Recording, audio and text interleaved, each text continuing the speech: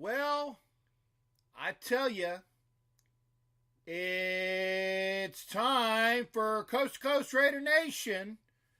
I'm Captain Jack, and sitting alongside me early and here on time, actually. On time, Tommy Beard. He was on time, Tommy. In fact, I'm going to make sure that I go to the other pages here and see if this is actually going on, because I might have updated the what do you call it, the link to Facebook. So hopefully this is going live now. Anyway, if it's not, we'll find out in just a little bit. How you been, Big L? What's been going on over there in Oaktown area? Well, I tell you what. Life's been kind of cool. I am a year more vintage, so the wine is getting a little better and a little sweeter. I have been a little under the weather. You can tell my voice is just slightly sexier than normal. Sexy, baby. That's right. You know, don't let the rich taste or the rich volume fool you. But, you know, got plenty to talk about our team and the state of our exiting state of the league address, I guess. Some definite shenanigans going on. Ooh, throwing out the shenanigans word. Wow, oh yeah, okay. Some shenanigans and some shystiness going on here at the end of the season, and some how about that for couple of teams and situations there. I will gladly say the name that has been deleted from our consciences. Oh, okay. So yeah. I tell you what. You know what? I tell you what. But I'm gonna let you go first. Let's not go there just yet, because what we need to do. Oh, I've been wearing my bozo slippers since last Saturday. What we need to do is we actually got to go back and look at week 16, the last Monday night game of week 16, the last, dare I say, the last game at the Oco Coliseum, which I was very happy to be at on Christmas Eve. There was no better of a Christmas present for myself and all of those in attendance. You know, I don't know what the attendance is for Oco. I think tops is what, like 55,000 maybe? Yeah.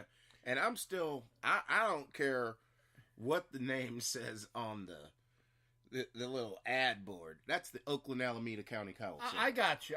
You know, it was Oakland Alameda County Coliseum. It was the Hot. It was the Oco.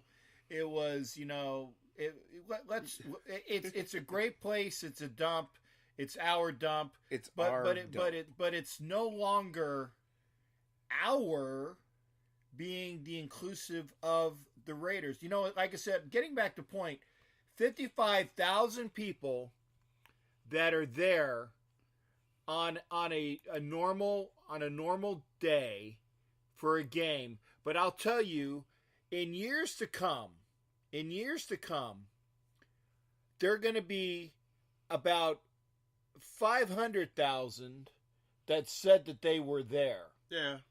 Now, I know I was there, and I would have loved to have you there, but we'll figure out something. Again, Miss Trask and I are going to go to a game next year. We're going to do that. I'm still trying to figure out how I missed out on that sandwich. Which sandwich was that? The trash burger. Oh, okay. Anyway, yeah. Henry's going to get out. Yeah, where's the rim shot when you need one?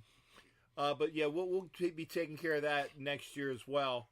But it's always good to go out there and make sure that we have a good time there, and we'll do that, and hopefully we'll have you out for a game as well. But getting back to the point, if it's San Antonio, my mom lives in Austin. Well, you know, and we'll hold the talk on that again for after the two games, because we are going to discuss that as well.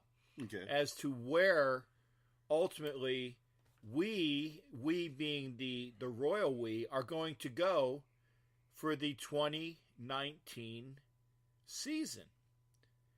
And it's up in the air. Now, going back to basically just for points, let's go back to that Bronco Raider game Monday night. Wonderful crowd. A horrendous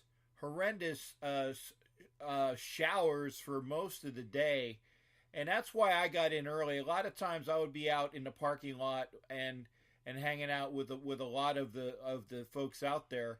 But even I did not wear my big captain's coat because I did not want to have it drenched. And that Right. there's such a thing as taking care of your product, and I was definitely taking care of the product. I did not want to have a drenched captain's coat, so I bear witness just the regular garb, and I was in there, and I got in there early. But the wonderful thing was that when the game actually started, actually about 15 minutes prior to the game, there was not one drop that fell from the heavens. And I think that was God's way of saying that we're going to give you a classic 3.5 hours of pure, unadulterated fun of a game that you don't have to worry about the elements other than what is already on the ground. The ground was a little bit slick, but it wasn't anything to speak of. The Raiders just came out And beat. and whooped that ass. They beat the donkey shit out of the pack mules. Yeah. And I tell you, it was wonderful that the Raiders started out with, as you remember, it was the 99-yard punt return by our special teams ace that did the job. And I'm so glad that it was Harris, who I believe is the gentleman's correct name. I want to make sure I got this correct. Yeah, Dwayne Harris. I wanted to make sure. And it was just the way that he did it too. It wasn't even like he caught it and had to. It was a pack mule brain fart that just like parted the seas that gave way to a 99-yard punt return. Right, and people were saying that why in the hell would he even chance it? Well, if you remember the rules state that once the ball is touched by the kicking team, the opposing team or the receiving team, the receiving team can pick it up without having to worry about what would happen. I mean, God forbid if Harris would have fumbled, it wouldn't have been a fumble because, again, it was already touched by Denver. Now, the one thing that I was leery of, and I was looking, the first thing I looked at when I saw him speeding down the sideline, the first thing I looked at was I looked at the carpet, and I said, I don't see any yellow on the deck. I don't see any yellow on the deck. So I have my cheer is a bit muffled because I want to make sure that there are no flags. He completes the run, there are no flags, and I'm excited as hell. But then what do the officials do? Okay, I know that all touchdowns and all scores are looked at by the officials, but they took entirely too long to come to a conclusion, and it was the same type of long time that they took for a certain game in New England in 2001 or 2. Like they were reading the damn plate. They were reading the rule book. Right. Like let's see how we can screw over the Raiders because the momentum was just it was like literally a fuse had been lit and the powder had exploded over the entire stadium. It was such a volatile, positive force that the fans were experiencing at that time. And, I was just making sure that we weren't going to get screwed there. Yeah, it was almost as if, like, this is too good to be true. Yeah. It was like there was no way that this could start out this way in this place for this team after basically I just like And to me, it couldn't have happened on a better network that had been lambasting us and basically with Booger McEftard Oh God. and Joke Witless Oh my God. and his whatever. I don't know who the Trained- the dweeb is, but yeah, you got dweeb, you got Booger who eats his own boogers. Loogie, like I said, Loogie McEftard, Yeah. who was too much of an effing puss to sit down outside where he did all season, but when he comes to Oakland, Yeah. the wuss booger had to sit up. He sat up in the booth because he was too much of a coward to face the music of the Raider fans and sit down in his little go-kart and be anywhere near the black hole. I know. And you know, it was funny because I was there for the season opener on the Monday night season opener. And again, I didn't realize that was a thing with him. I guess now did they do that crew? Was that the crew? Yeah. Okay, so when the Rams were there the first time, Booger was out there with his little flying box machine. Yeah. And was obviously lambasting all of Raider Nation. I mean, Yeah, just talking because about of the Mac trade. Mac- all they talked Mac about was this, Mac all night. Mac that, Mac.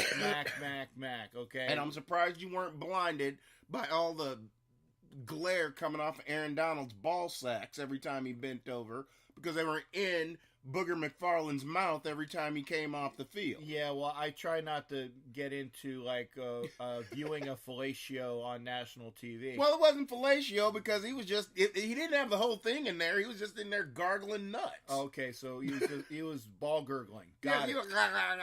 Oh, okay. Well, I didn't see it because my vantage point from yeah, you're on the other side of the field. Yeah, I was on the visitor side suites and really not. Nice area. Well, sorry, not suites, club. I don't have suites. I have club seats. I keep saying suites. It's club seats. Anyway, the club suites were sweet. Yeah, see, I mean.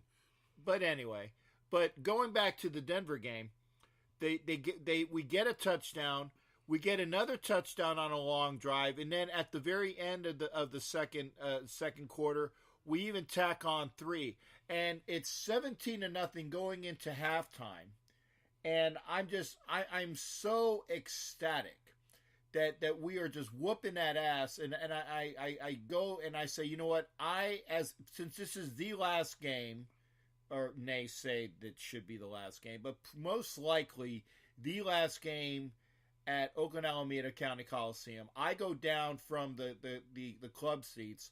I go down to the lower bowl basically to where everybody else sits, and I make my rounds because I wanted to see as many people as I wanted that I could.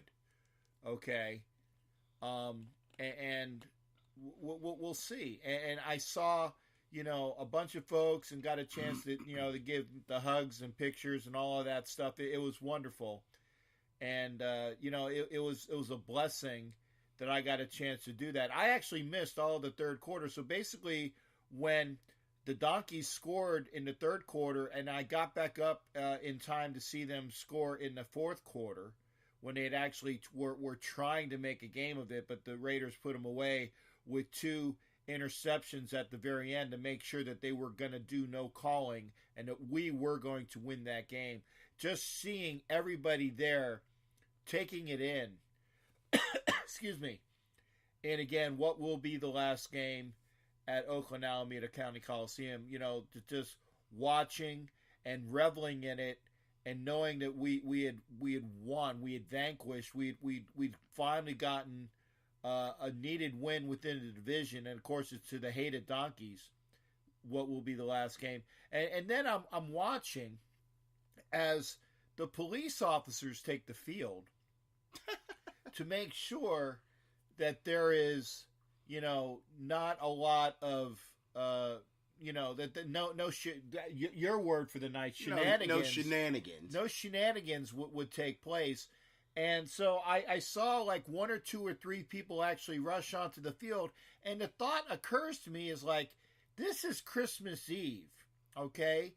You're not going to get out of the clink until Wednesday at the very earliest. Why the hell are you rushing the field? You know, I mean, I understand even the one guy that rushed the field on Woodson's last night got a chance to hang out with Seawood and, you know, and give him a goodbye there. But I think it was just so anticlimactic, you know. I mean, just watching the people, I don't know. It just struck me as just like, why? But then again, going across the bridge over to the BART station so I could pick the bus back up to go back to the hotel. It was depressing. It was kind of like you were leaving a funeral house after you'd done the viewing. You know, it was wonderful, but then walking across that bridge, knowing that that's going to be the last time I walk across that bridge. Why? Because I'm not going to go back to Oakland for anything. There's no reason for me to go back to Oakland for anything. If I go back to the Bay Area, it would be maybe because I'm going to go and maybe visit, you know, for the Blitnikoff golf tournament upcoming in May or some other event. Right, because you know he's going to keep that in Oakland. Exactly, yeah. You know, Fred and Angela and all those people, yeah, they're going to have that there. But as far as going to the game, why would I go into that stadium? I won't even go see an A's game.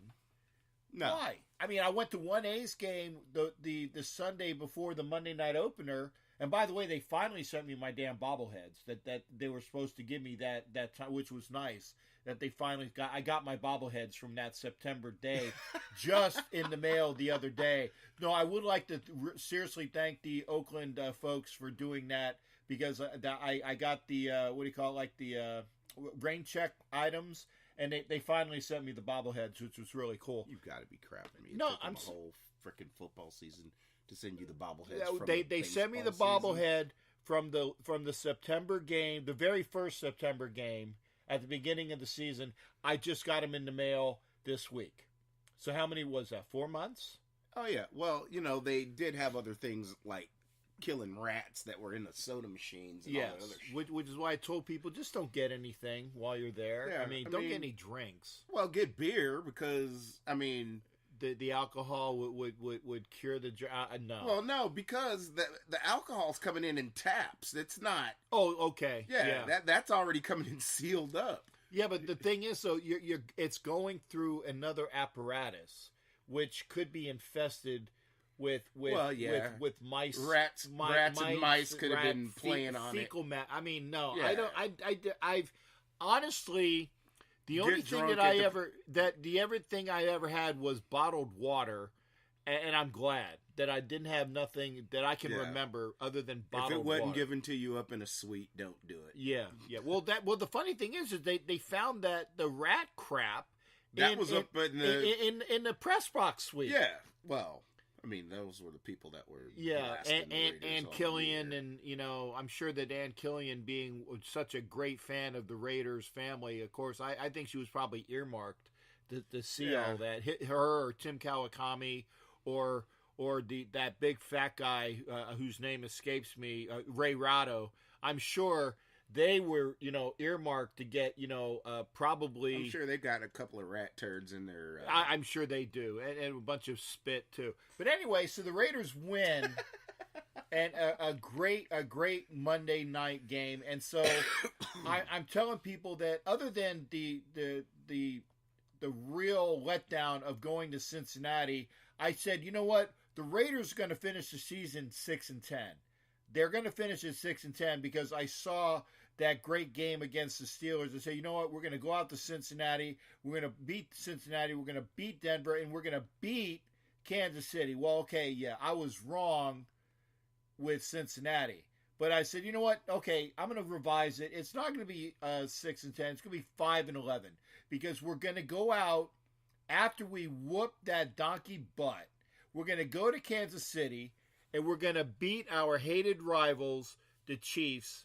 And Derek Carr is finally going to get a win in Kansas City. Well, I guess Derek just wanted to go out like he came in this year, which because in a sucky way. Well, the bad thing, but then again, the line did not do him any favors. Exactly, but here's the thing, though. Derek Carr, and I kept saying this when I did a live show from the bar in Las Vegas. I can't remember what the name of it was, but it was with the Raider Nation there in Las Vegas. And I saw that you hooked up with Ariel again, which is always a good thing. No, actually, I didn't see Ariel. I thought, oh well, I wanted to see Ariel. Hopefully, Ariel will go out and do something next time. But Ariel still owes me dinner. But no, it was great that I went out there. But to see the Raiders, it's so nice to get out of your garage every now and then.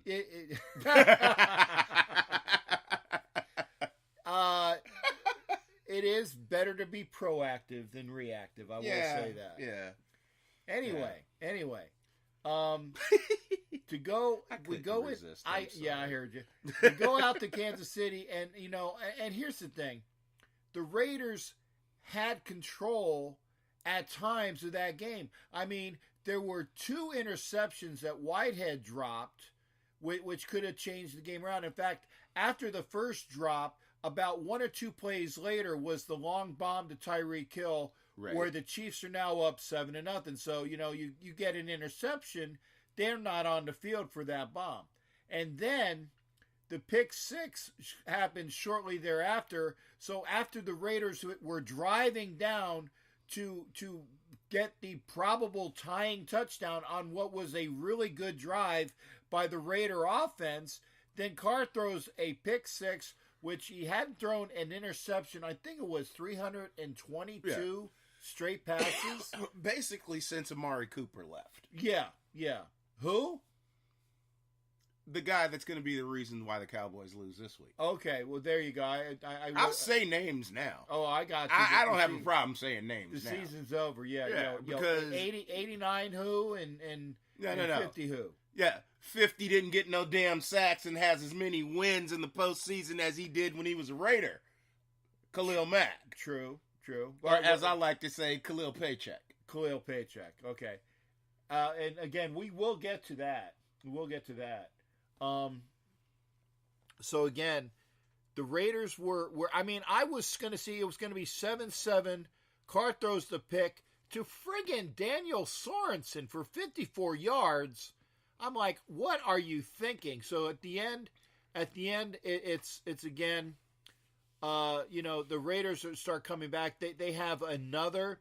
I'm pretty sure it was a fumble again, which led directly to a short field where the Chiefs get another touchdown. Early second quarter, the Chiefs are up 21-0. And the Raiders could only manage a long field goal near the end of the half just to keep them from being scoreless, okay? Carr had another pick to the Reggie Ragland, which was, so he had 2 picks in the game. He had the fumble in the game, 3 turnovers just from Carr. I think Martin had a fumble that game too, if I'm not mistaken. Yeah, did he get it back? I'm not sure. I can look for the stats, but I No, you're right. It was the 3rd play of the game or the 2nd play of the game or something. I mean, you can't do this. I really felt that the Raiders had control of that game, but they kept shooting themselves in the foot with a machine gun. Yeah. Well, shit, with a .50 caliber machine gun. I mean, they were going for maximum hurt. 2 picks, the pick 6, the fumbles, the short field, and the Raiders go into Kansas City. Oh, the other thing was the bomb to Demarcus Robinson, where he blew by coverage, and then I love the fact that Kansas City shows how much, and I can't. This is the reason why I can't stand Kansas City is the way that they got into the face. Demarcus Robinson gets a penalty for taunting, turning around for the Raider receiver. Tyreek Hill gets a taunting penalty after their first touchdown. I mean, I just cannot stand Kansas City, and I'm really, really hoping, and we'll talk about it when we go into the playoff talk. I'm really hoping that the Indianapolis Colts can go into Kansas City and just play to their utmost, because they're a hot team. They are a hot team. To go into Kansas City and just beat on the damn Kansas City Chefs. Hopefully that will happen. Well, there's a prediction of snow in Kansas City.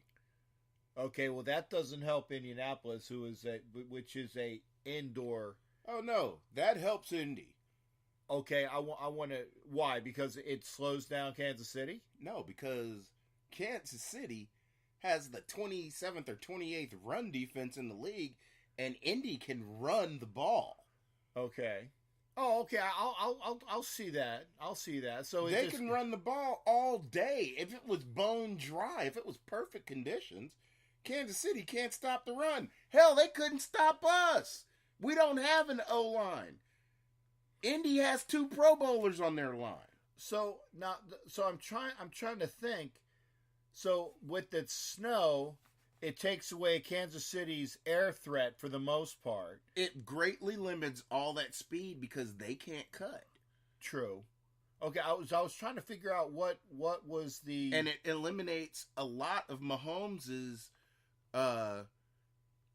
elusiveness, because if he tries to make quick moves and quick cuts, hopefully he's going to slip. Ass. Good. Okay. Well, I'll see that. I will take that for trust me, as a lineman. Are you saying that I'm not a lineman? No, but I'm just saying. Well, you're a bigger lineman than me. In those adverse conditions. Yes, it was much to our advantage. It was a disadvantage for those little quick guys because their feet pitter-patter really fast, and they slip.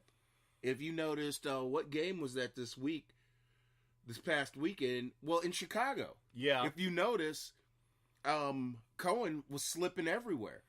The jump cut guys, they were great on their first cut because they were above them. They were above their feet. But when they got moving downfield and start leaning forward, that second cut, they were falling every time. Because when they were first getting the ball and getting up to speed, it was fine because they had all of their balance above their hips. Right. But when they got in front of their hips, they fell every single time. And it limited a lot of their gains. Okay. Well, I mean, I tell you what, it will take the speed that Kansas City has with Tyreek Hill, Robinson, I just want to see his Conley. ass get leveled.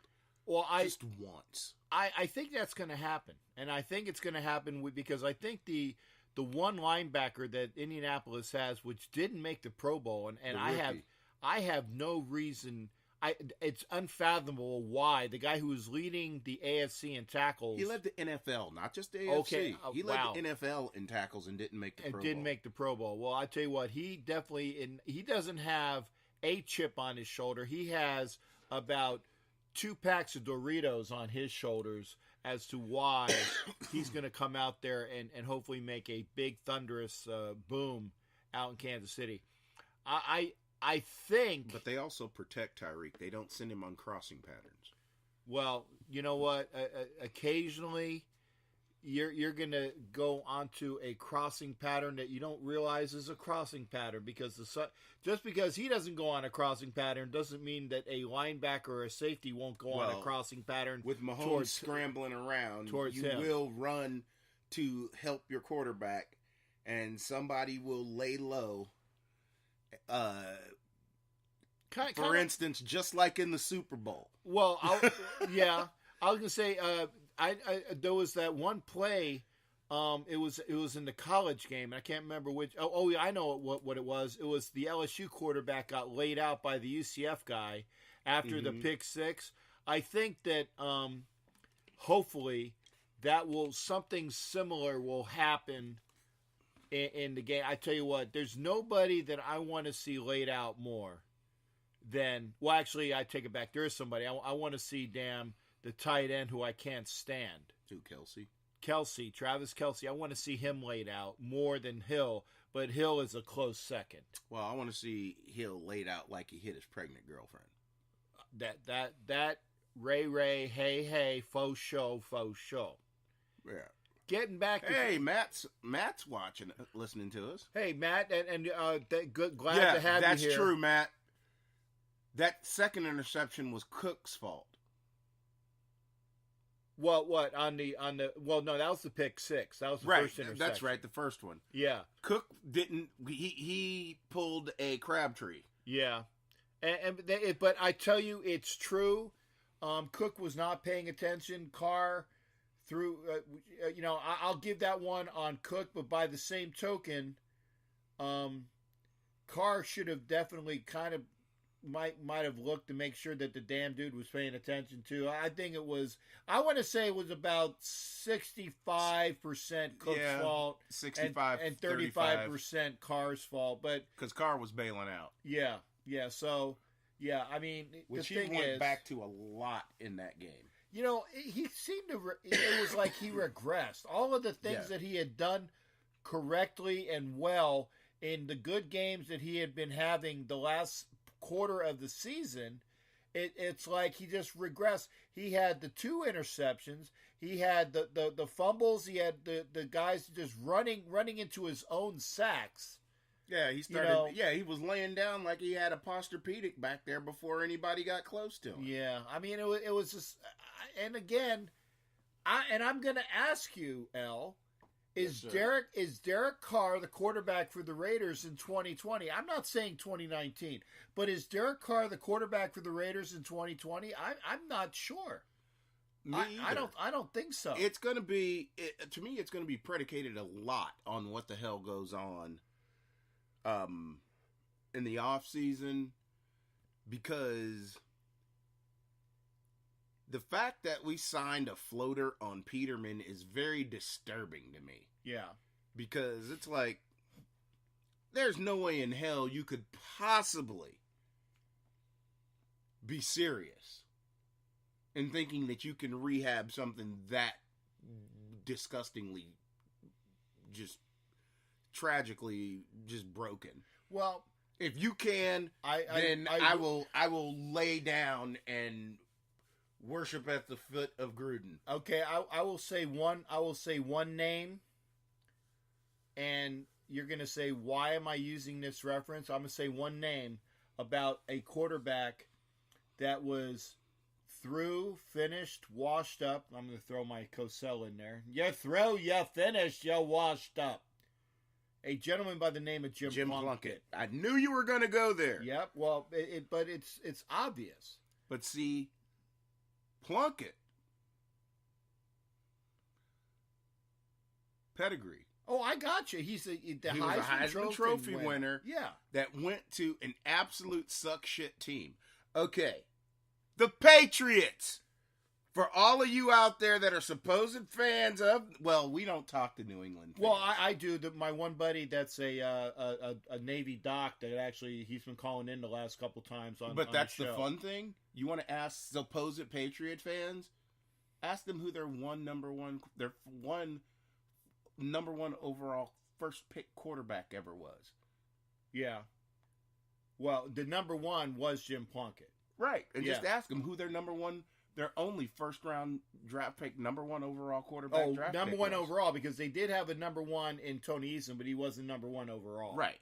Okay. Yeah, Tony Eason. Yeah, I played from that slug. from the 83 class. Yeah. Yeah. But I think there's also differences. Plunkett was dealing with the death of his mother. He had a lot of personal demons going on when he ended up. That's one of the reasons why he ended up coming back out to Frisco. Right.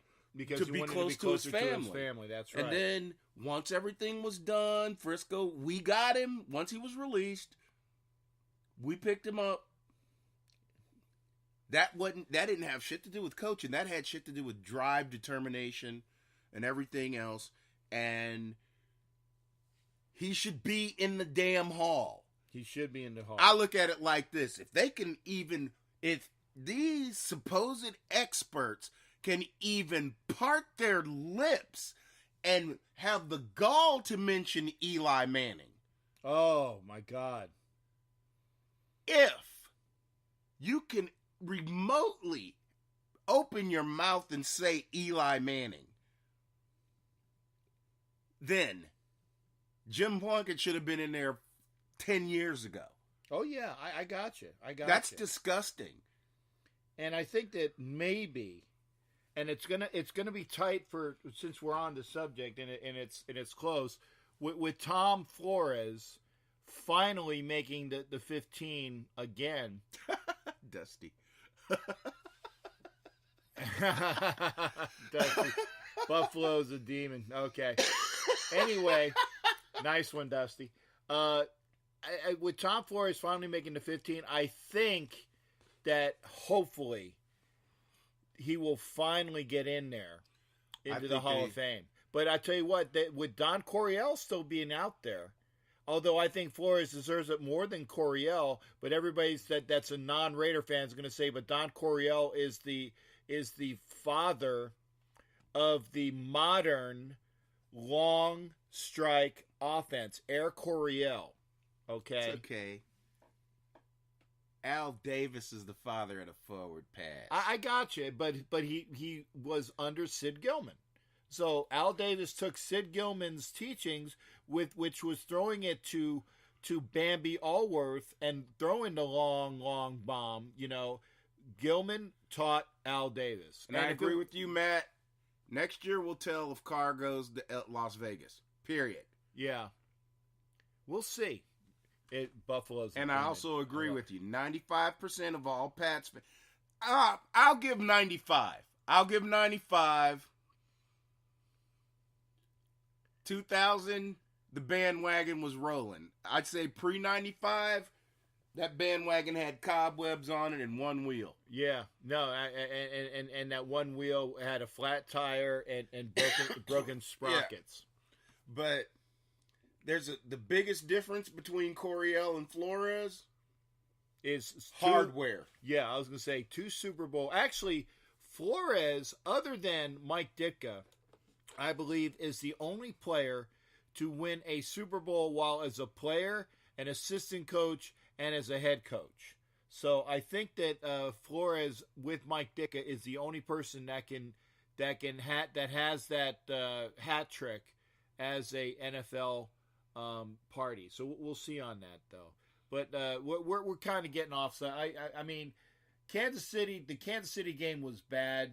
I'm glad that was, you know, I would have liked to have seen a win. I think that if Carr hadn't played so horribly, if the team itself didn't give the game away, you know, the Raiders could have at least made it a game. I don't like losing to the Chiefs, but I don't like being decimated and just getting thumped by the Chiefs. And we've been getting thumped by the Chiefs a lot.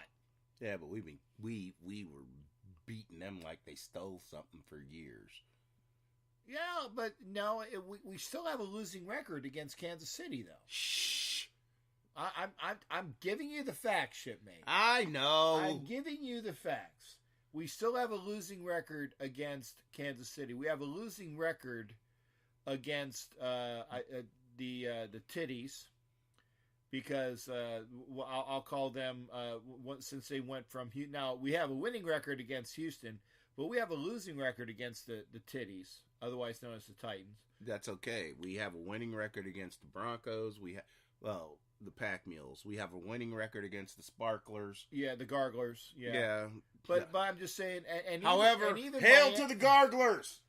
This weekend for sure. Hail to the Garglers. And I think this is a pretty much a good segue to start talking about the playoffs. We saw last week where the Garglers actually could have lost to the Crabtree +2 led Ravens. No. But here's the thing. The Ravens were on life support for 3 quarters, and then all of a sudden, I don't know why.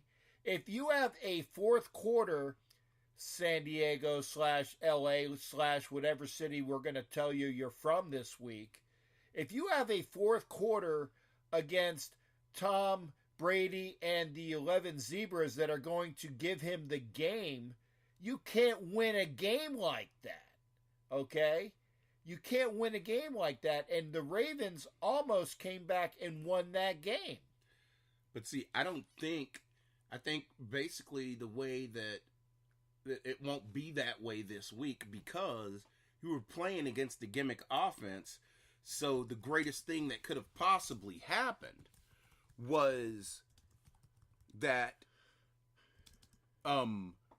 Baltimore got shocked with a gimmick defense that there was no way that they could have prepared for a defense that had 8 DBs. Yeah.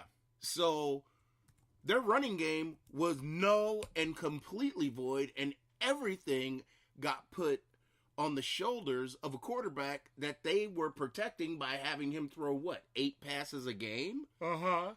And until he had to throw it, and because of their complete and total reluctance of putting Flacco in, and the thing is, because they went into conservation mode on offense, they almost let them back in the game because it's not that Jackson can't throw the ball. They basically were just babying him and abusing the fact that he can run. Yeah. And I tell you, I think that the Ravens are going to be a hellaciously better team next year. I think that the Steelers have finally hit their expiration date, and that even with Tomlin coaching there, the fact that you have 2 of their superstars in Le'Veon Bell and Antonio Bryant that want nothing to do with that franchise, Tomlin has hit his expiration date on that milk. That milk has been sour. That milk should have been changed a long time ago. The Steelers are probably not going to be anything worth the salt in that division. The Ravens are up and coming. The Browns actually might even win that division next year. So there is a changing in the guard right there. And, I'm glad we beat the Browns when we did this year because, it was overtime, but, it was still a good win. Get them now, and then we don't have to worry about them for another 5 years. Well, hopefully so. And it'll be about 2 years before we can sniff the playoffs. I think that getting out to Vegas with a running start, with 2019 being that warm up lap, for the Raiders, I think that by 2020 we will be a playoff participant. And I'm not smoking something. I really believe so. That there's going to be a lot of changing this off season. And but before we get to that, let's look at the playoff games. One more playoff game, and we'll go out to Chicago, Chi-Town, my hometown, and see the fact that the man who is supposed to bring us Super Bowl back to the Windy City was sitting with his hands in his, over his face, head down, totally just disconsolate. Bye, Kalilisha. Yeah, bye. And Khalil Mack, what do you have to show for all of your shenanigans, because that's the word of the night, shenanigans, to get your ass out of Oakland? Okay? Yeah, you played a playoff game, and that's it. That's the only thing that you did differently than the Raiders did not do this year. You played a home playoff game, but you have a big frigging L on your forehead, shipmate. Yeah, saved us $140 billion. And the thing is, it's like, I agree with you, Dusty. Big Ben has run 2 stars out of town, and then he's going to retire, and he's just setting Pittsburgh up so he can say, look how great I made you. Which, to me, is what he'll try to do, but in reality, it's like, the system is what made him, for the simple fact that they kept bringing receivers in there for him. Yeah. And now he's chasing all the receivers out, and now they have Juju. So once again, and like I heard the analogy said before, Antonio's problem is he saw the writing on the wall when they started feeding the ball to Juju this year, Because remember, Antonio was the juju for Santonio.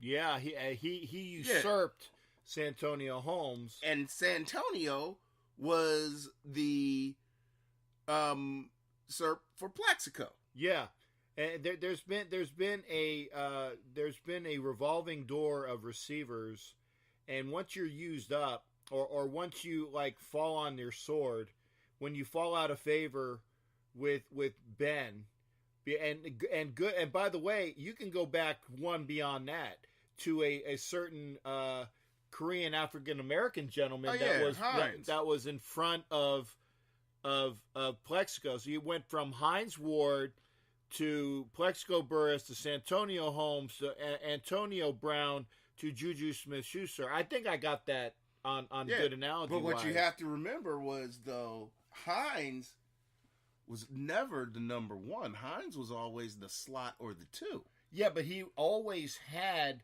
the most receptions, even though he was the number two receiver. Because Hines was never the deep threat. Right. So he was always the attention getter. Right. Because he was draw always the double clutch. coverage. That's right. He was the clutch that somebody else was always drawing the double from him. Uh-huh. So Hines was always the clutch, which is why Hines survived Santonio. Hines survived Plaxico. Hines had his career through 3 of those changes. Uh-huh. Because he was never the main guy. He was always this number 2 receiver. Right. And Hines knew the playbook better because Hines came out of college a quarterback. Right, and also Hines was probably the dirtiest mofo.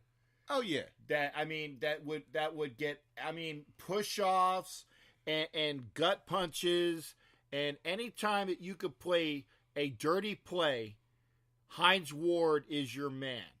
I tell you that I cannot stay. I know that he is just like me. He's a service brat. I get it. He's a service brat, but you know what? There was not a player that I despised more at that time than Hines frigging Ward. Hines could have played hockey. Yes. If he could skate, if he could ice skate, Hines could have played hockey. He was that raw. He was dirty. And he had ability. He had, I won't take that away from him, but very dirty player. I tell you what, though. So again, Khalil Mack by Kalisha. I love that because he started off the season like gangbusters, like he always does. Yeah, and then just petered out. And yes, I said that deliberately. Oh yeah, he petered out. Or as any coach would say before the kinder, gentler millennials would get offended.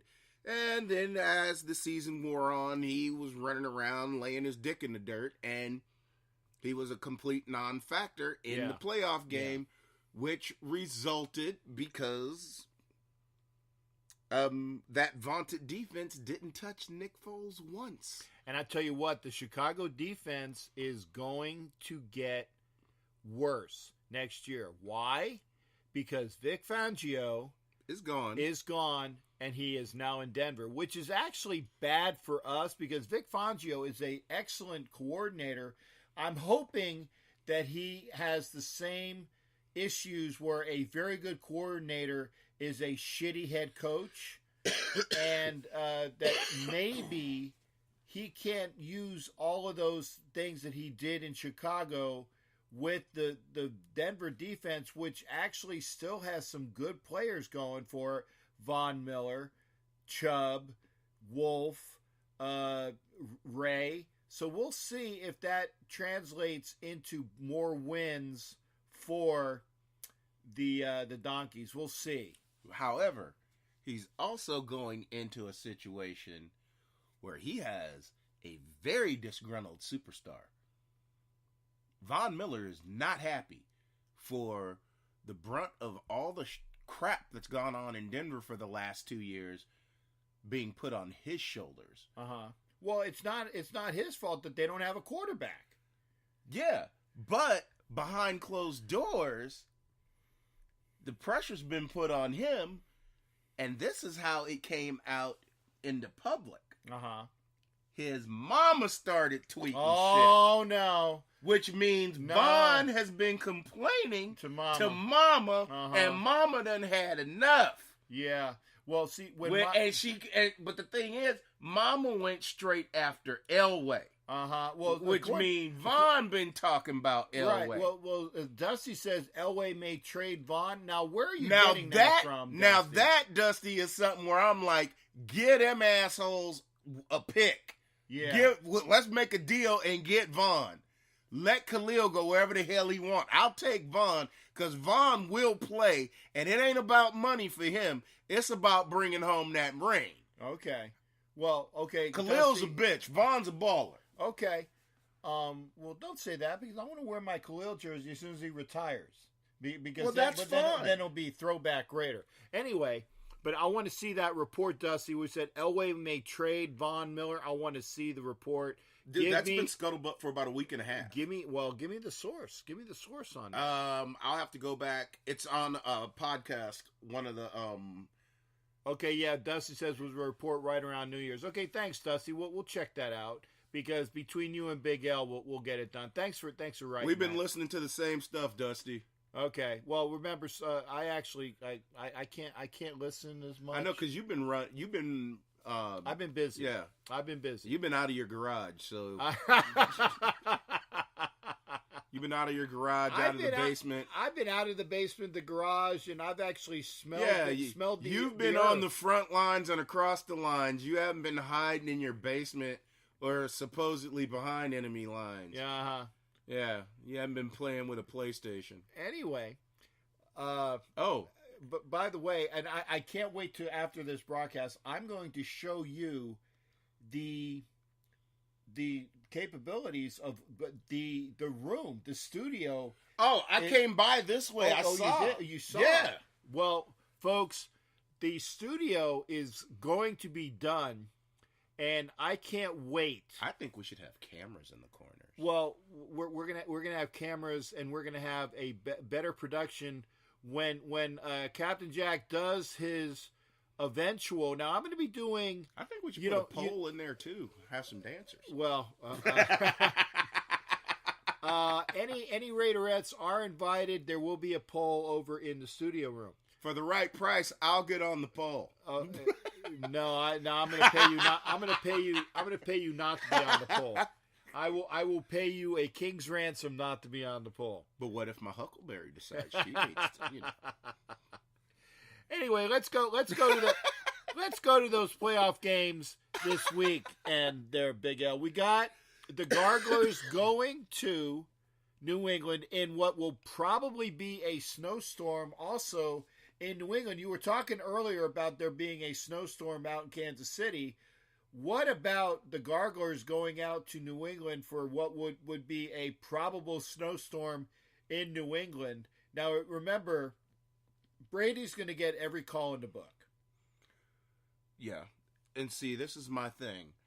I think that the best thing that could have happened was San Diego /LA /whatever. Whatever their name is. Them winning. Because, scarily, had we gone... Oh, Dusty posted the link. Had we had the Ravens win, that's a one-dimensional team going into Foxborough. That almost would have been a walkover. And, spoiler alert, the Colts are going to beat Kansas City. Okay. Which would have meant, once again, the Patriots having a championship game in Foxborough. Okay, so you're saying the Colts go into Kansas City and beat the Chefs. Okay, I got it. The ketchup and mustard. But my thing is with Sparklers being a team with a good offensive line, the ability to run, Hunter Henry being activated for this week. So they have 3 tight ends, and they have 2.5 competent wide receivers. They have a very formidable, non-predictable offense. And they have a very formidable defense. This is probably the worst case scenario for New England to have to play against with their average defense. I was going to say, the Patriots of this year are not the Patriots of the last several years. They have been going down. And we saw that when they got to the big game last year, and they lost when, everybody was looking for them to win, and I was so happy to finally see them lose. But they're not the Patriots of old. They lost in Miami on one of the best plays of the year. They haven't looked like themselves, shall we say. I firmly believe that, we are really seeing the end of the dynasty coming apart right now. I can say that even if they are lucky enough to advance this next week, I don't give the Patriots a very good chance of doing anything, depending upon who they come up against. And this is the reality for it to me. I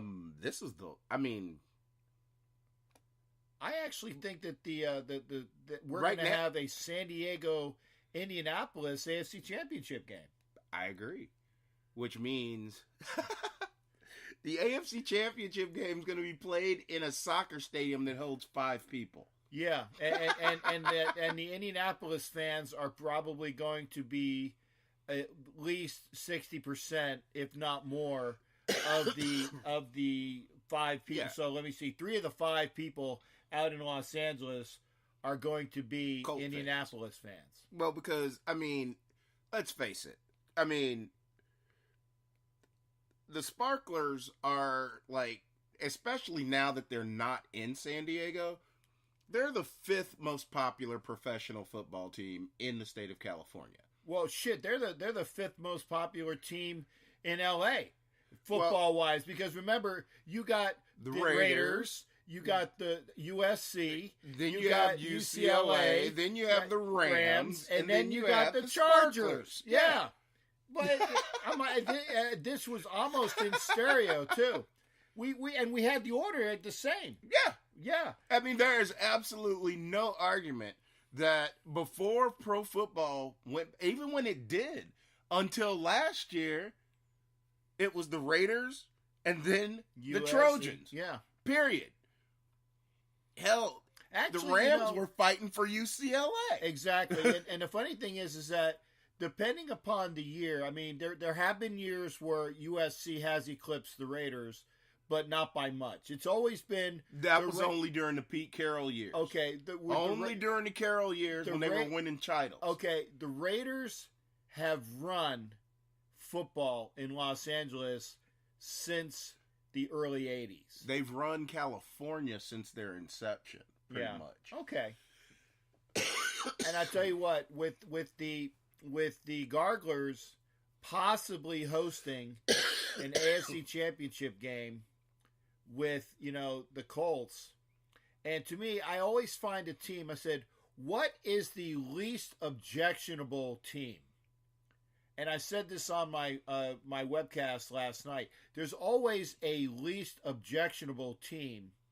And this year in the AFC, it's the Colts. Yeah. The Colts are the least objectionable team. I wouldn't have a problem with the Colts going to the bowl. Right. Now, I don't want them to win, because I usually, by that time, it's get everybody out that I hate. And the Steelers did that themselves by not making the playoffs this year. We took care of that when we beat them. Exactly. So now it's just a matter of getting rid of the Pats, getting rid of the Garglers, and getting rid of the Chefs. Okay. Oh, don't forget the Brokebacks now. Well, the Donkeys were, they weren't in there either. I'm just saying. No, I'm talking about the Brokebacks. The Brokebacks. I can't quit you. You know, the I get the reference, but which team are you talking about? They're in Dallas. Oh, but you know what? They ain't going anywhere. They ain't going anywhere because, Yeah. man, what the hell do you have, man? You better not give it to me either. Anyway, Oh, no. okay. I wasn't even thinking about them at this point because we'll get to them in a minute anyway. Okay, they are not going to go into the other portion of LA No. and beat. I just pray they get a good old South Central welcome before they even get to the stadium. There you go. Have a drive by, Yeah. or three. Oh, Okay. just a threat. Just a threat. But you know, I tell you what, though, the Cowgirls, the fact that they play their preseason out there, or they do their training camp out there, there is a decent crowd that will be in the Coliseum that'll be Cowgirl fans. So there will be that possibility. Not in the playoffs. Well, again, we'll see. You know how LA is. I know how LA is. Well, I know how the hood gonna rise up. Okay. Not in LA. we'll see. We'll see. Dallas will have their allotted seats. Ain't nobody selling their playoff tickets. Well, hopefully so. I do think that the Rams will. I think it's going to be a lot closer than people think. I think the Rams will escape with a win against the Cowgirls. I think that the Saints will beat the Eagles. Although my Eagle fans are just thinking that, oh my God, just give us time. We'll be back in the Super Bowl to get pull the that shit off. Well, they're not beating the Saints and then beating whoever comes out of the other bracket. They're not doing it. To me, do you realize if the Eagles beat the Saints, both championship games could be in Los Angeles? Right, in Los Angeles. Right. And the hood would lose its mind. That means both games would be in South Central Los Angeles.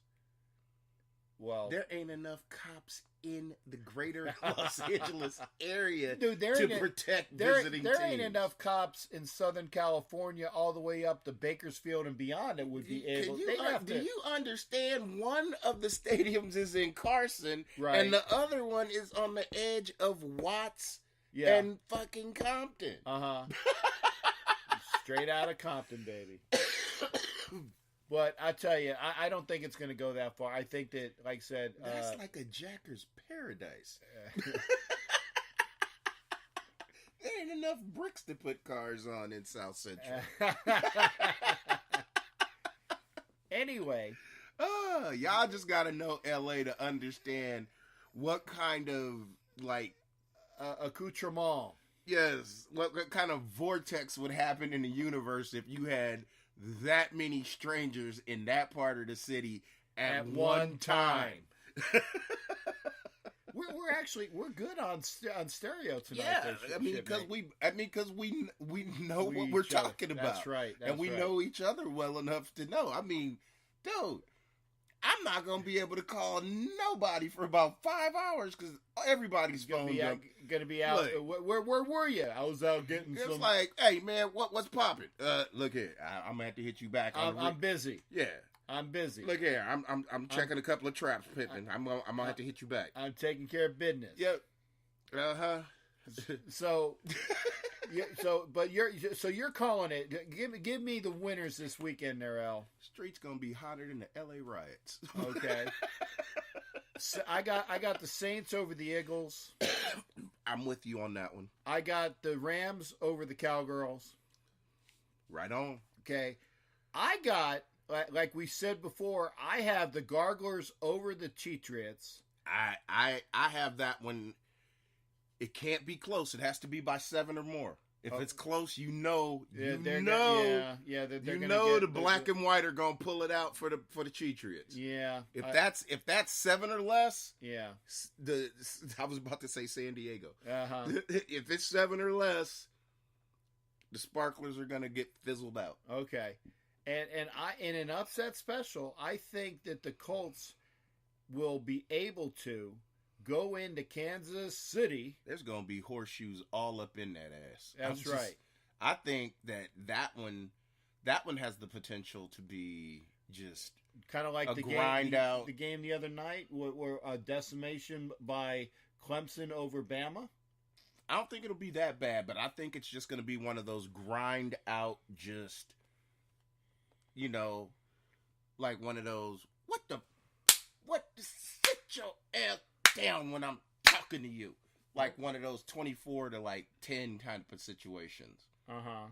I think they can get them by a couple of touchdowns no matter what the score is. Okay. Like Mahomes will, Well, we both want to see we'll have Kelsey and Hill getting strung up. Yeah, and the thing is, first time quarterbacks in the playoffs. What was it that they said? First time quarterbacks in the playoffs since, what was it? Oh. It's an interesting stat. You're going to have to pull it. Yeah. Oh, I can't remember. I was listening to it earlier today. They said first time quarterbacks in the playoffs since, all the starting quarterbacks currently in the league that have had playoff games. So eliminating all the rookies. But every quarterback that's been in the playoffs facing a quarterback with playoff experience are 2-19. Okay. In that first game. Well, you got some guys that are, I mean, you have Mahomes facing Luck, so Luck gets the nod there. But on the other side, you got Brady and the Zebras against Gosh Dummit. Yeah, but Gosh Dummit, well, hell.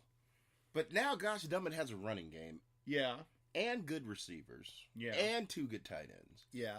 And a really good defense. Yeah. Things that he's not normally.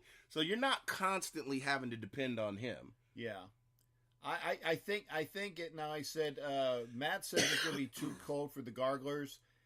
You know what? It's going to be cold, but I think that they can actually squeeze it out. And no, I'm not talking about a turd. Anyway, now that we had that, but see, Matt, I would agree with you if they were depending on their passing game, and they're not. They have 2+ healthy running backs. Completely healthy running backs. Nowadays, anyway, because of Gordon and the other kid. Eckler. Yeah. And they have a completely healthy offensive line. And for what it's worth, the baby maker, the batter daddy, is completely healthy too. All of the skill position players and that O-line, the whole offense is healthy. So, normally I would agree with you, but given the fact that everybody's healthy, I give them more than a fighting chance because they have the entire defense back too. Because remember, they put together a 4-loss season, and that was a MASH unit all year. Remember, we thought everything was going to fall into place because 3/4 of their starting secondary was out before the season started. Yeah. I tell you what I like to talk about after what's important really to Raiders fans is which future Raiders did you see on Monday night, shipmate? The whole Clemson defensive line, whoever comes out. That Alabama left tackle, the offensive tackle. Yeah, Jonah. What's his nose? No, he got treated like a rag doll. He got thrown around like a absolute child all night.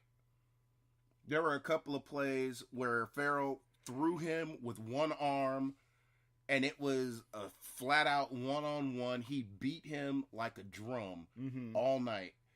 The Alabama tackle, no. Okay. Clemson's O-line and D-line I was going to say, dominated them. Both of their lines for Clemson outclassed Alabama. No ways to say it other than that. I tell you, I now remember we got the 4, we got the 24, and whatever we get from Dallas, which I think is going to be about 25, 26. Yeah, we're about to get the 25. Dallas is a wrap this week. Okay, but also the kid from the rush end from Kentucky and the corner from Kentucky, both beastly. Yeah, Josh Allen, I think is that's Josh. That's the other Josh Allen. Yeah, he's a monster. But you know what? In the bowl game, he actually he had some stats, but he wasn't so impressive. I mean, he had some stats, but there was times that I looked at him and he was basically taking plays off. He was bullying the kid when he was in the game. They were pulling him. Like, if there was a play, they'd pull him out because the first half he was killing him. But the thing was, he plays one side, the corner plays the other side. Mm-hmm. And then there was a safety. But the thing is, they were dominating because the corner was... And see, the other thing that I liked about the corner was the corner, who's a cover corner, was also crashing and killing on the run stuff. Mm-hmm. But that kid, I liked him. I watched the majority of the game, and I didn't necessarily. It wasn't like I remember Clowney, who played about 65% of the game when he played that Michigan game. Yeah, down where here, he got all the love for knocking the life out of that dude on one play. Yeah, got the strip sack, fumble, and recovery all in one.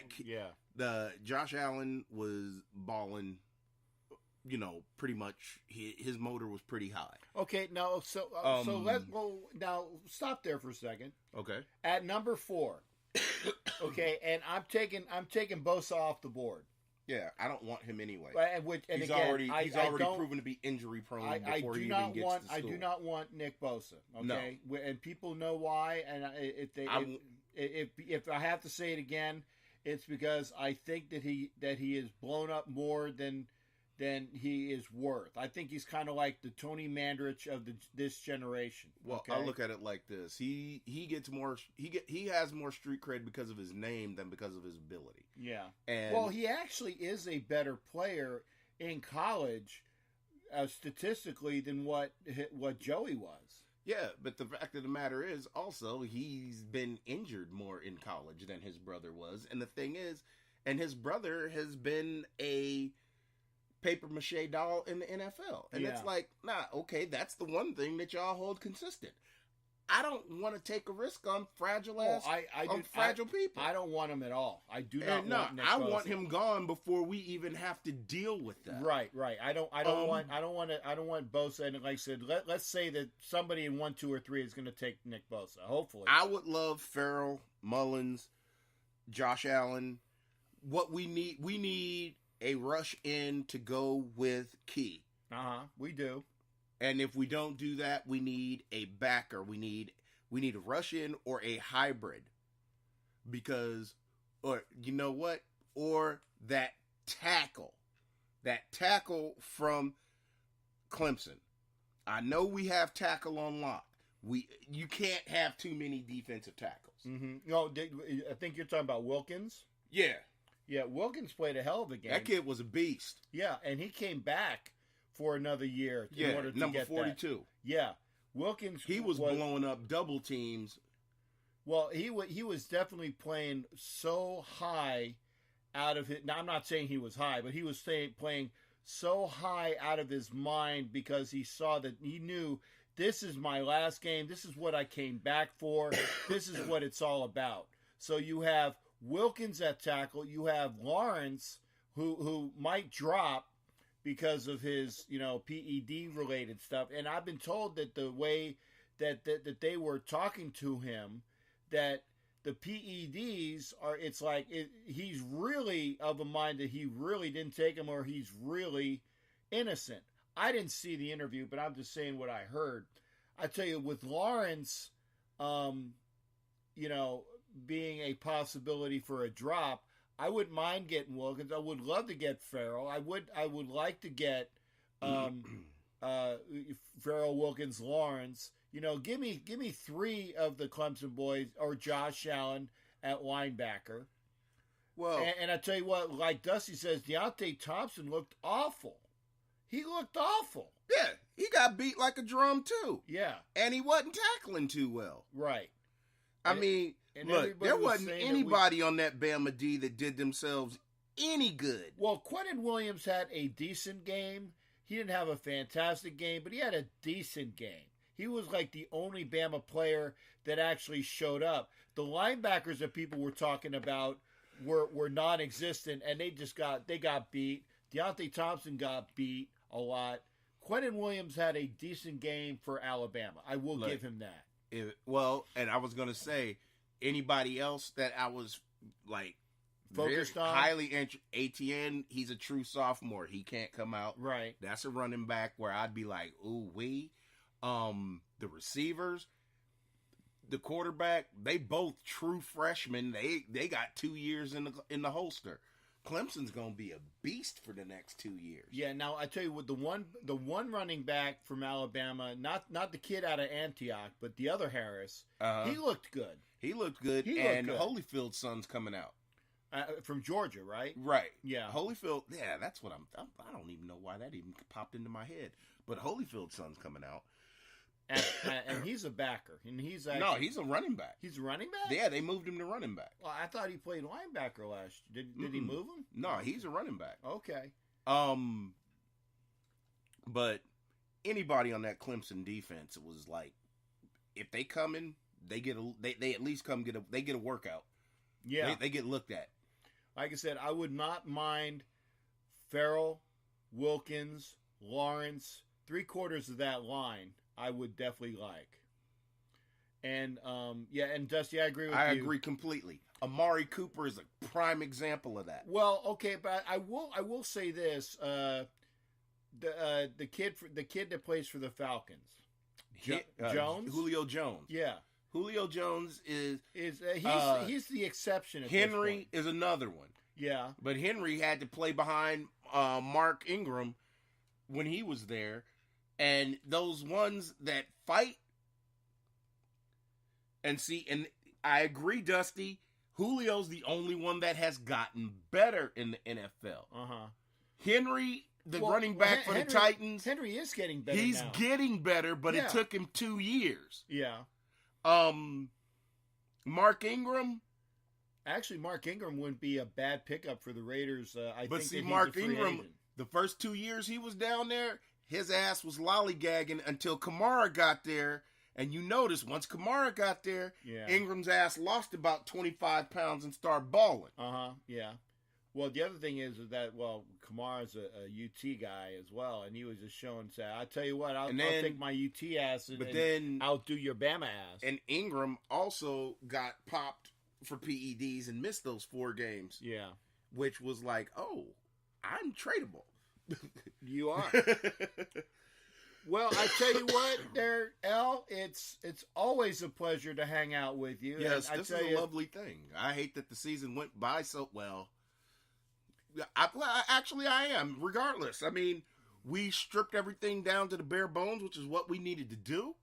Like I said, people say, "Oh, we're rebuilding." You can't rebuild with shit, which means we stripped everything to the bone. We're not rebuilding; we're restarting. That's right. Get that clean. When somebody tells you the Raiders are rebuilding, no, we're not. We are restarting. That's it. And I tell you what, you have to. I agree, Dusty. You have to get rid of all of the crap, all of the bad wood that is in the foundation. You go right from the foundation and you build up. You get rid of the old wood. You get rid of the plumbing that was bad, and that actually kind of goes for the stadium as well. Yeah.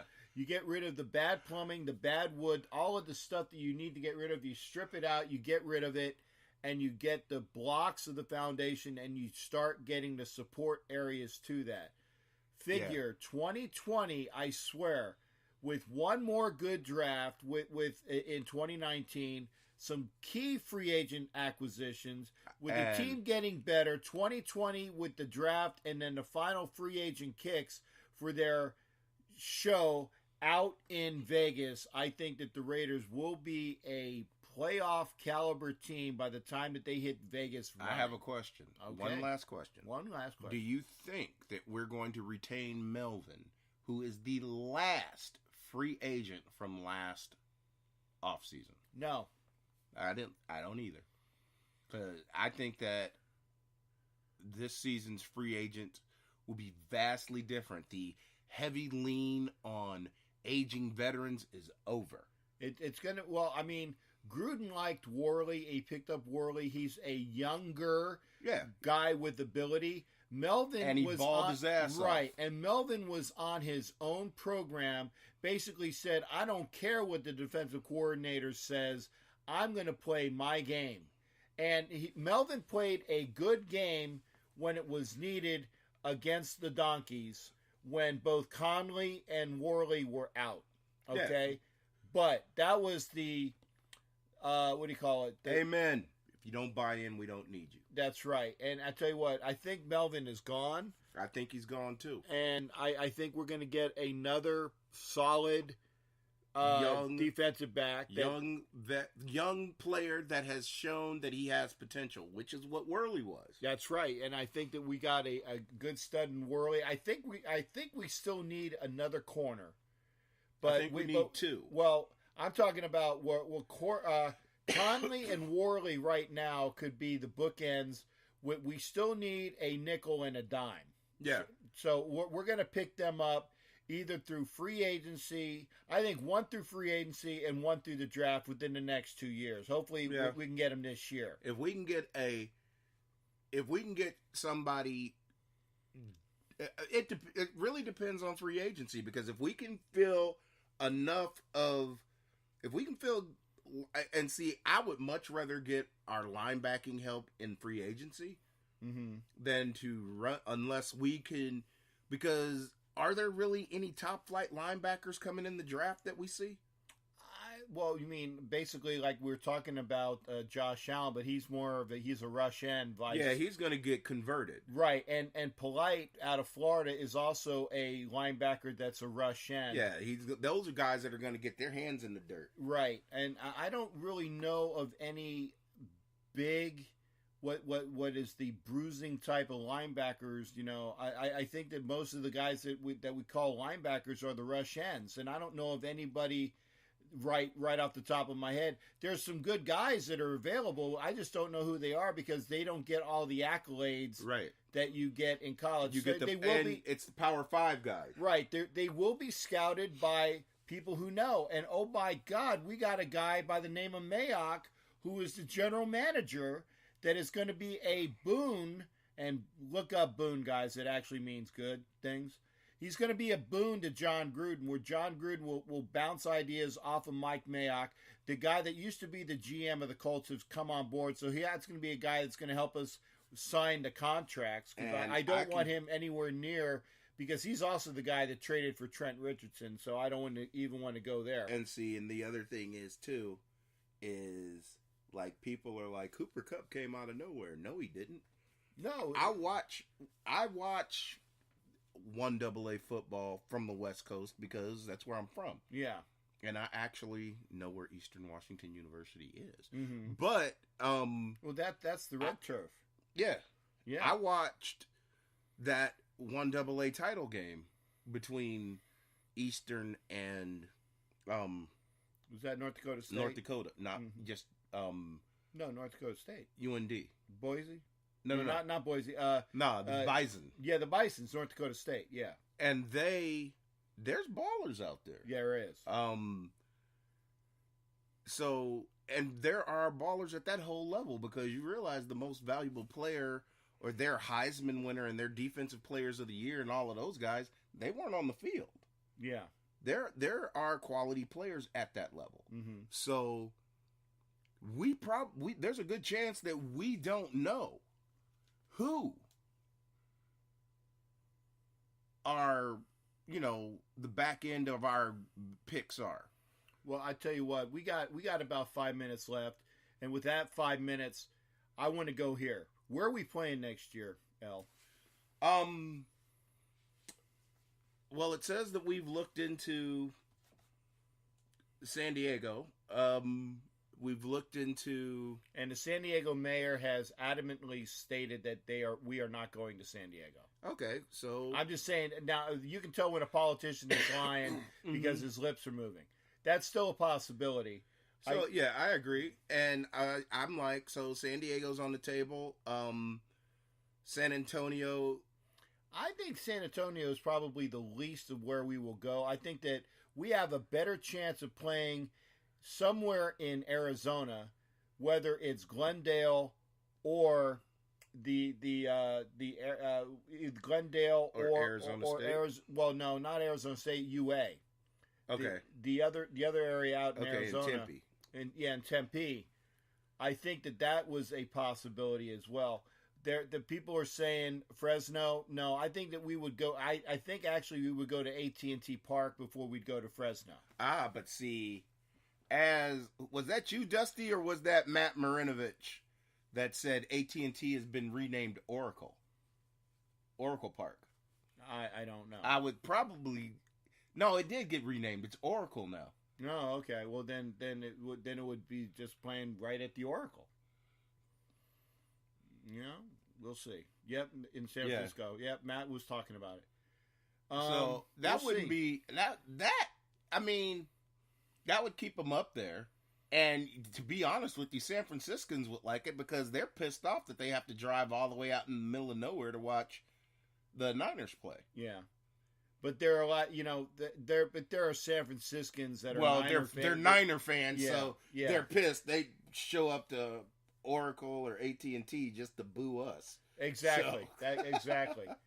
So I think, like I said, I think that it's going to be either my top three right now are AT&T/Oracle being a like a very high possibility. Yeah. I think that one of the places in Arizona is a high possibility. Yeah, they're going to get it closer to our eventual home. Exactly. I mean, you go anywhere beyond, and that's why I think that San Antonio is definitely out because it's too far away. You don't want to go farther east than Arizona to play games as a Raider fan. You don't want to get out of your fan base. The only other place I could see is like going to like San Diego, Arizona, hell, even Utah.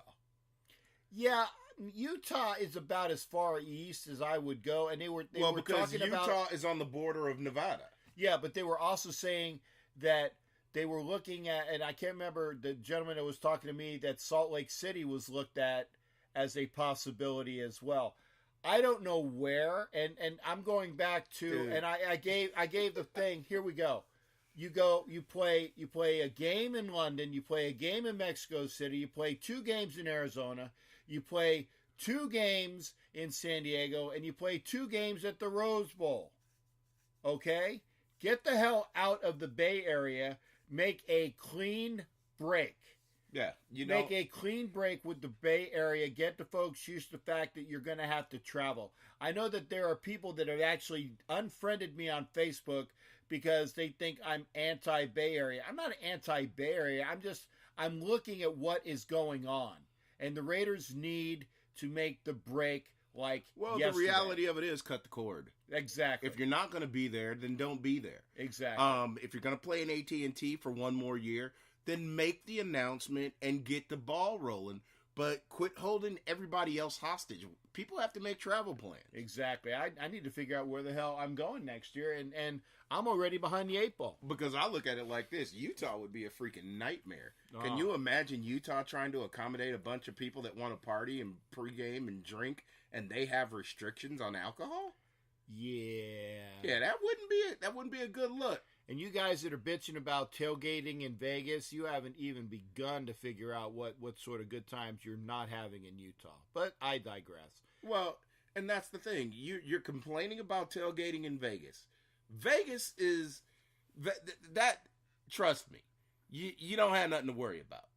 You have absolutely nothing to worry about. There will be things to do in Vegas with people having things to do pre-game other than getting baked in the, shall we say, at least for the first month into the hot desert heat. And again, only the first month, because I tell you what, when I was out in Vegas for New Year's Eve, it was frigging cold on New Year's Eve. The desert gets pretty cold. So I tell you what, the people that are bitching about the heat out there in Vegas, it's only going to be for about August and September. By October, it's pleasant. I don't want to hear about it anymore. I don't want to hear about anybody bitching about tailgating anymore. I am so over it. I'm actually wishing it was just 2020 right now, and we're going to Vegas now, but we got to wait a year. But having said that, again, Big L, thank you for being my shipmate here on the show. Looking forward to the show next year. Hopefully we will get Andrea back for some more of the three-headed monster that is Coast to Coast Raider Nation. I've had fun with you, and we'll try to do some things this year while it's the off season. So, you know, I know you're within earshot, so don't I know that I know you're close. I know that you're close. Oh yeah, definitely. What the hell is that? What? I don't know. We're watching. It's Jimmy Kimmel. No, it's not Kimmel. It's the other guy. It's Fallon. Yeah, Fallon. Yeah, Fallon, Kimmel, just some other late night guy who was some singer that is. I don't even know if it's a singer. It looks like somebody whose kid got loose with a crayon on his face. Yeah. With a pentagram on his chest. Yeah. Anyway. Meanwhile, back at the ranch. We've enjoyed this for hanging out with you, Raider Nation. Be sure to hang out with me. Like I said, look for You Don't Know Jack About Sports. It will be coming on Facebook. It'll be my show for all sports all the time. I will be having interviews with Raiders. It'll be in the Ask Captain Jack format. You know, we'll have guys and gals that can be used in the comments while I go through interviews with Raider players. So Ask Captain Jack will be in the off season with interviews for Raider players or people around the NFL. We'll talk about their activities with the Raiders. When I go out to different things, remember, if there are activities that you want to let us know about, let me know about it. I'm ready to go. Just, you know, throw me a plane ticket, man, and a couch and an outlet, and I will be out there. But we're going to have fun. L, again, you guys can't see this, but I'm shaking the big guy's paw. Yeah, he's also kissing me right now, too. Anyway, have a great one. Have a great one. L, go ahead and your final thoughts. Look, as always, we do this because we love our team, we love our fans, we love this nation. Never get it twisted. We love this. We love doing it because we love having fun. And our passion and our joy for this is what we hope that we bring to you and that you enjoy this for this time that we get to do it. And let us know what you think. If you have ideas, if you have anything that you would like to let us know, please hit Cap up. I'd say hit me up, but you guys know how to get a hold of both of us. It's been a pleasure, and I look forward to helping out Cap in any way, shape, or form. And don't forget, Angria too. Yeah. We missed her tonight. We love her. We love doing this, and we look forward to bringing it back to you once again next year. And look for us in the off season. And as you know, you don't know jack about sports and figuring out concepts. Maybe you might see your boy popping in every blue moon. We don't know, but we'll figure it out. But until then, Raider Nation, yarg! We'll see you in the offseason and looking forward to 2019 where the Raiders are playing at, we'll fill in the blanks later on. Take care, guys and gals, mates and wenches, all of Raider Nation. This is Captain Jack. Out!